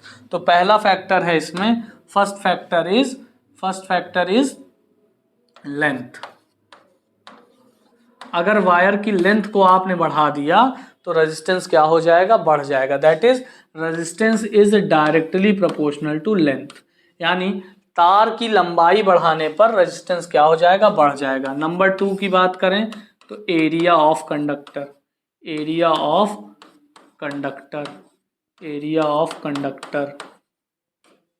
ठीक है। एरिया ऑफ कंडक्टर की अगर बात की जाए तो यहाँ पर एरिया ऑफ कंडक्टर की बात अगर की जाए तो एरिया ऑफ कंडक्टर ये होता है, जैसे मान लो वायर है, इसको आपने ऐसे कट कर दिया तो यहाँ पर ये जो एरिया निकल के आ रहा है सामने की ओर, आपको कुछ इस टाइप का एरिया देखने को मिलेगा। ठीक है, कुछ इस टाइप का एरिया मिलेगा। तो यहाँ पर ये जो एरिया आपको दिखने को मिल रहा है, ये तार को कट करेंगे तो ऐसे गोल गोल देखने को मिलेगा। तो इसे क्या कहेंगे, क्रॉस सेक्शनल एरिया कहेंगे। तो एरिया का मतलब क्षेत्रफल, तो कंडक्टर का जो रेजिस्टेंस होता है वो क्षेत्रफल के यानी एरिया के इन्वर्सली प्रोपोर्शनल होता है। और तीसरा फैक्टर होता है क्या, तीसरा फैक्टर होता है आपका मटेरियल। मटेरियल, अब मटेरियल पे कैसे डिपेंडेंसी है भाई, जितना आपने क्या किया, दो वायर लिया है, आपने दो वायर लिया, एक का लेंथ 1 मीटर है, दूसरे का भी लेंथ 1 मीटर है, एक का एरिया 1 मिलीमीटर स्क्वायर है, दूसरे का भी एरिया 1 मिलीमीटर स्क्वायर है। क्या दोनों का रेजिस्टेंस सेम होगा? ये आयरन का है, ये कॉपर का है, नहीं। अरे भाई लेंथ और एरिया मैंने सेम कर दिया तो रेजिस्टेंस सेम होना चाहिए, तो अगर इन्हीं दोनों पे डिपेंडेंसी है रेजिस्टेंस की तो, बट सेम नहीं होता। इसका मतलब क्या है, मटेरियल पे भी डिपेंडेंसी है। तो अगला डिपेंडेंसी किस पे है, मटेरियल पे। तो मटेरियल पे कैसे डिपेंडेंसी है, R प्रोपोर्शनल टू L और R प्रोपोर्शनल टू A, दोनों को कंबाइंड कर दिया और प्रोपोर्शनैलिटी का साइन जब हटाया तो यहाँ पर एक और कांस्टेंट आ गया, दैट इज L/A। और L/A को हमने क्या कहा, और यहाँ पर जो रो आया है, इस रो को हमने कहा this is called specific resistance.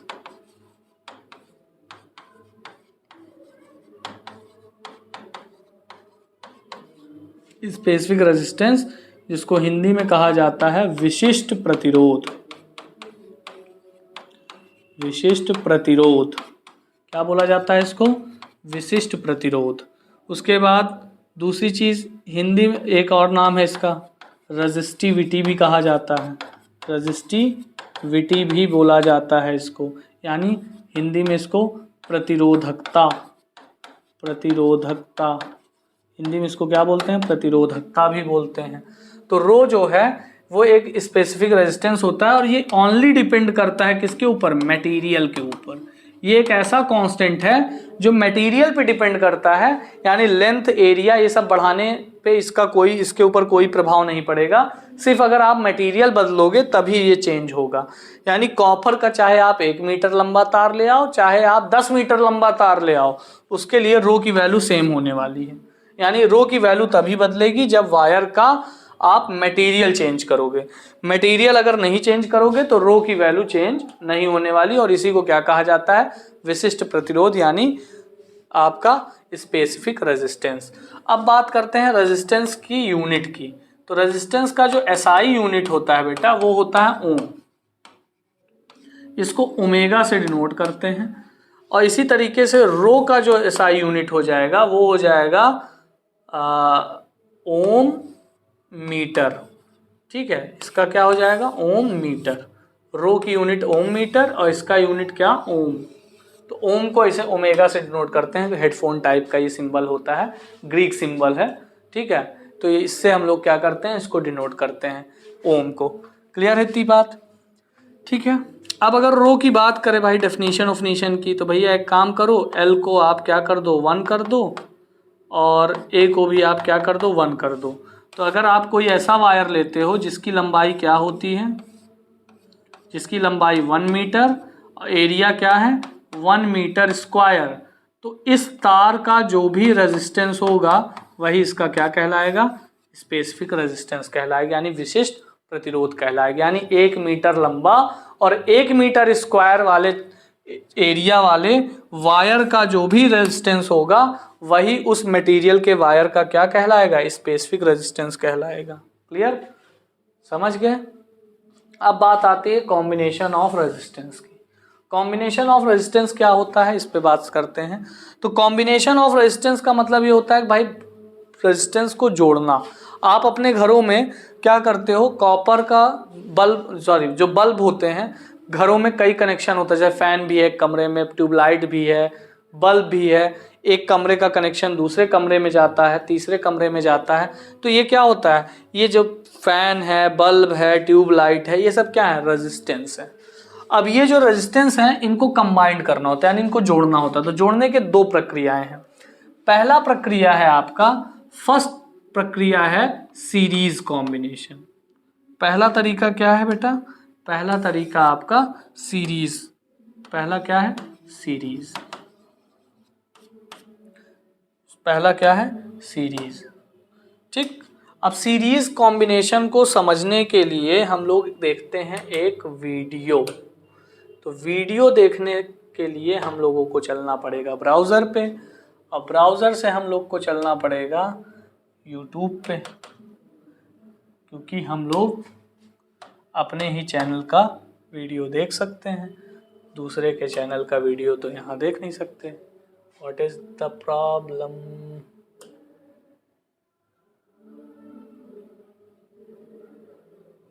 यार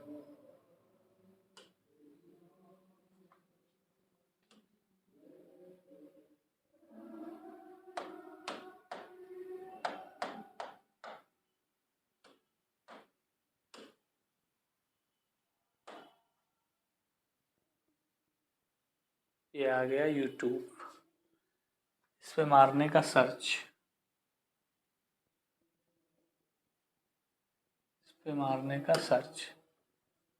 सर्च मारने पर क्या आएगा?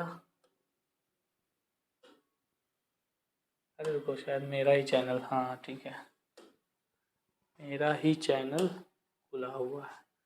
तो मैंने अपना चैनल खोला, शॉर्ट्स में गए, शॉर्ट्स में गए, शॉर्ट्स में गए, शॉर्ट्स में गए, शॉर्ट्स में गए, दिस।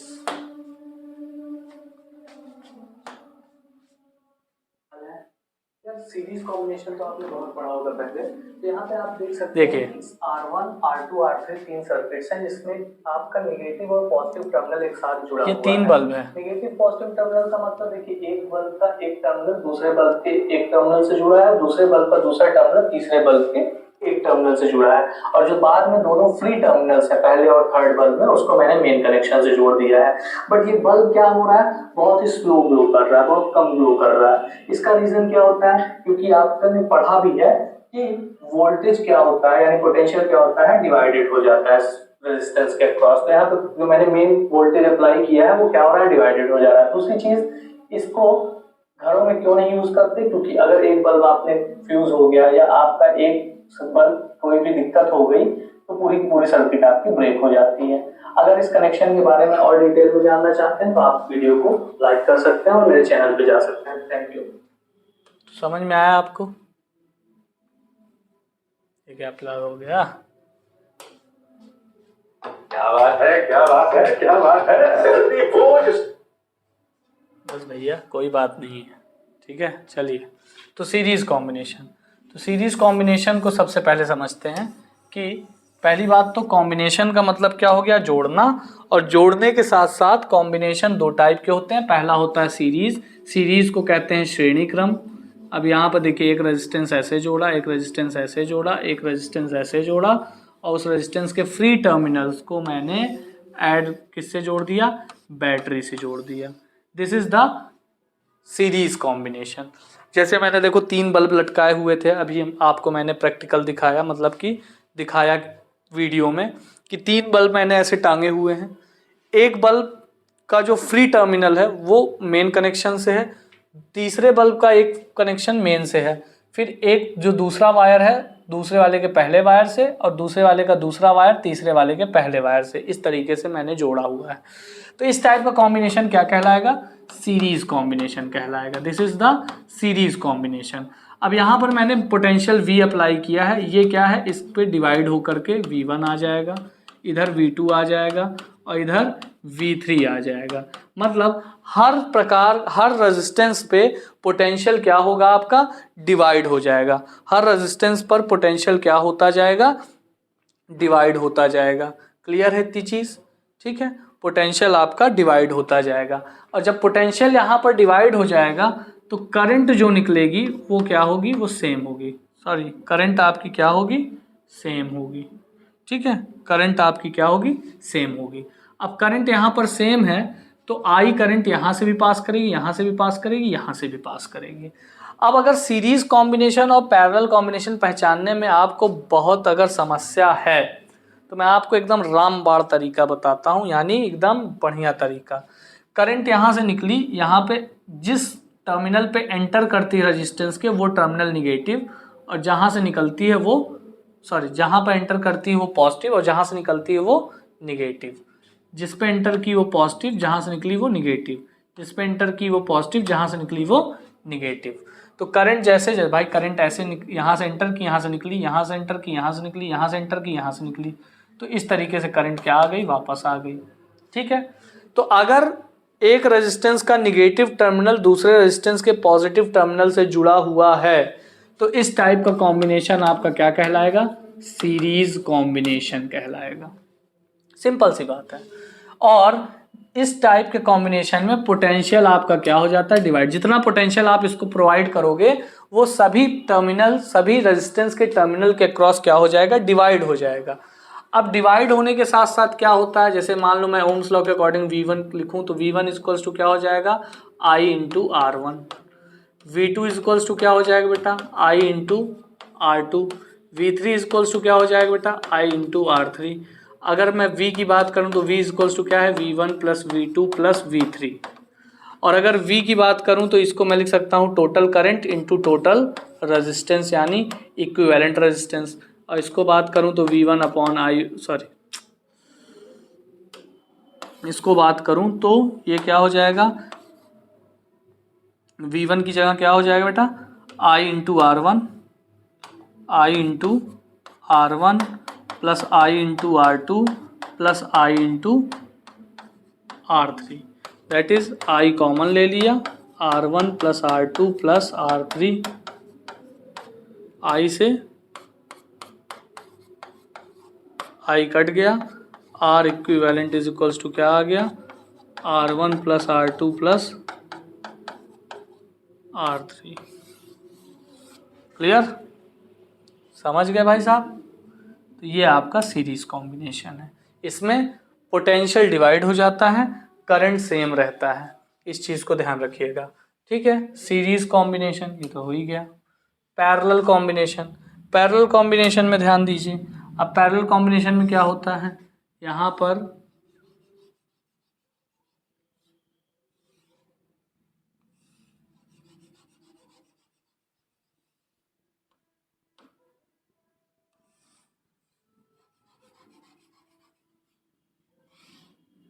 ये हो गया,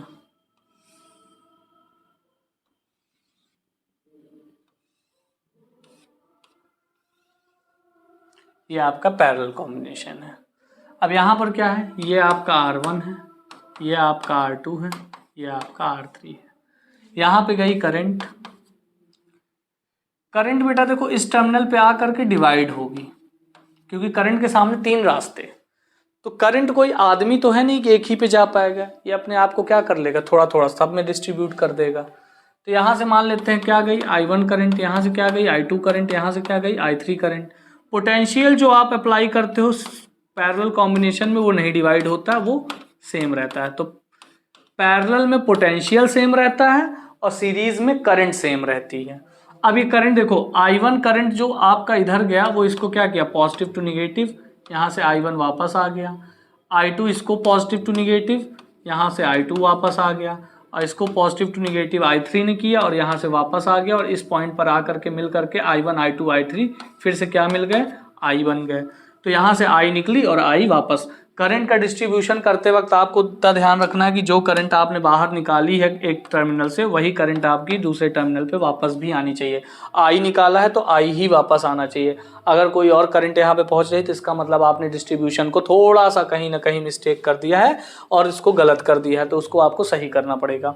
तो यहाँ पर आपका I करंट फिर से यहाँ पे पहुँचा, और यहाँ पे पहुँचने के बाद अब आपको पता चल गया कि पॉजिटिव वाला टर्मिनल दूसरे पॉजिटिव वाले टर्मिनल से और तीसरे पॉजिटिव वाले टर्मिनल से, निगेटिव वाला टर्मिनल दूसरे निगेटिव वाले टर्मिनल से और तीसरे निगेटिव वाले टर्मिनल, यानी पॉजिटिव पॉजिटिव टर्मिनल एक साइड, निगेटिव निगेटिव टर्मिनल एक साइड। तो इसका ये पॉजिटिव साइड, ये निगेटिव साइड। इसका मतलब सभी रेजिस्टेंस का पॉजिटिव साइड एक तरफ और निगेटिव साइड एक तरफ, और निगेटिव साइड सबके निगेटिव साइड आकर के एक जगह मिले हैं, पॉजिटिव साइड एक जगह मिले हैं। इसका मतलब इस कॉम्बिनेशन को क्या कहा जाएगा, पैरेलल कॉम्बिनेशन कहा जाएगा।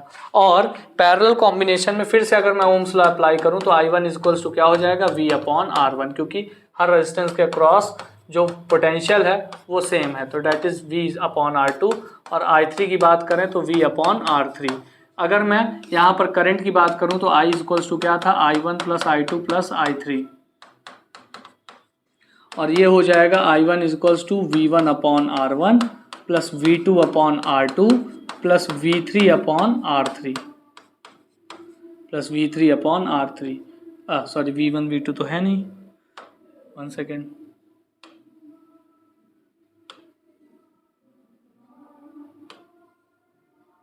V upon R1 V upon R2 V upon R3। तो I इज इक्वल्स टू क्या हो जाएगा, V कॉमन ले लिया, ब्रैकेट में 1/R1 plus 1/R2 plus 1/R3।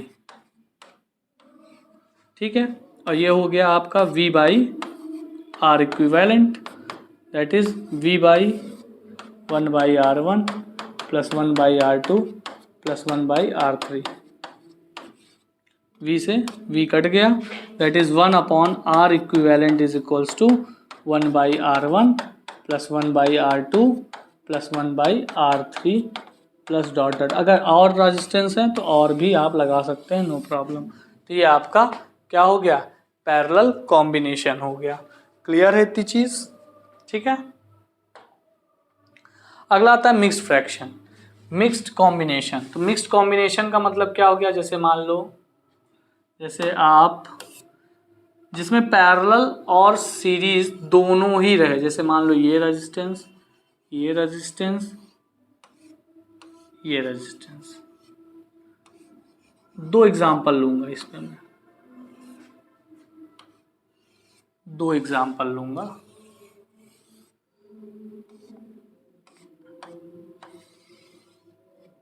दो एग्जांपल लिया मैंने, ठीक है। अब पहला एग्जांपल यहाँ पर देखिए, जैसे ये प्लस है ये माइनस है, ये रेजिस्टेंस आप R1 मान लीजिए, ये R2, ये R3 और ये R4। अब यहाँ से क्या हुआ, करंट I निकली, यहाँ पे गई पॉजिटिव की नेगेटिव की, पॉजिटिव की नेगेटिव की, लेकिन इस टर्मिनल पे पहुंची तो यहाँ पर डिवाइड हो गई, दैट इज I1 और I2। यहाँ पर इसको पॉजिटिव इसको नेगेटिव, इसको पॉजिटिव इसको नेगेटिव, ये आपस में आ करके फिर से यहाँ I बन गई और वापस नेगेटिव की तरफ चली गई।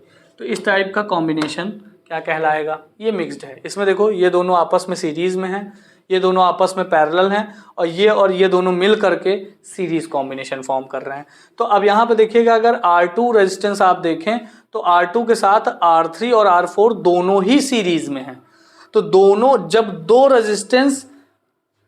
रेजिस्टेंस पैरेलल भी हों एक दूसरे से और किसी थर्ड के साथ सीरीज में हो, तो पहले आप क्या सॉल्व करेंगे, पहले आप पैरेलल को सॉल्व करेंगे। First you should solve the parallel combination.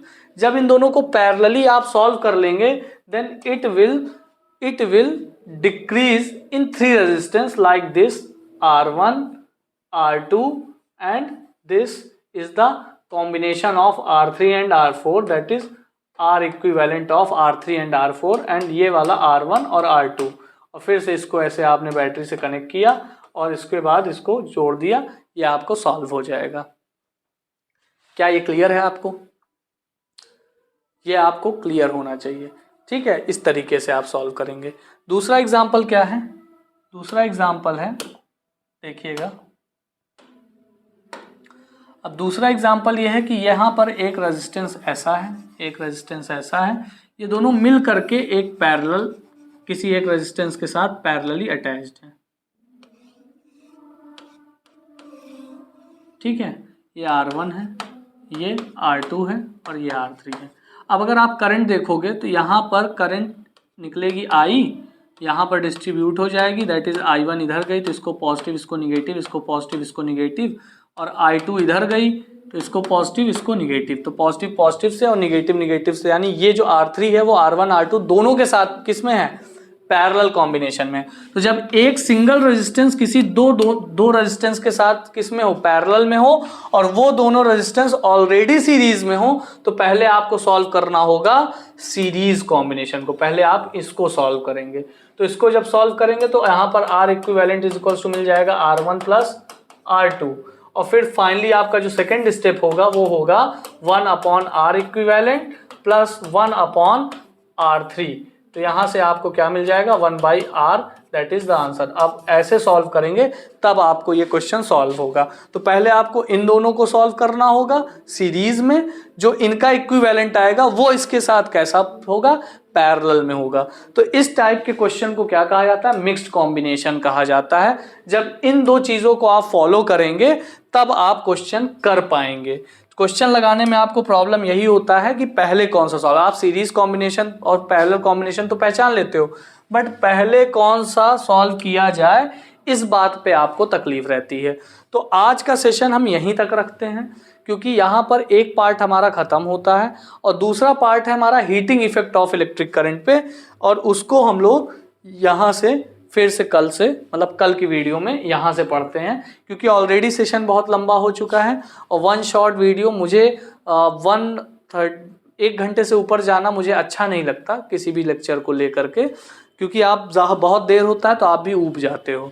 तो अभी आप क्या करते हो, अभी आप पहले इतना पढ़ो, फिर कल का मैं जो लेक्चर अपलोड करूंगा वो कल इसके आगे अपलोड करूंगा। बहुत बहुत धन्यवाद आपका इस सेशन के लिए। और 1 घंटे 25 मिनट हो चुके हैं, इतनी देर की वीडियो ऑलरेडी हो चुकी है। अगर मैं आगे की कुछ स्लाइड्स भी पढ़ाने अगर चला जाऊंगा तो आपका कम से कम आधे घंटे या 2 घंटे की वीडियो ये बन जाएगी। इसलिए आज के लिए इतना ही रखते हैं।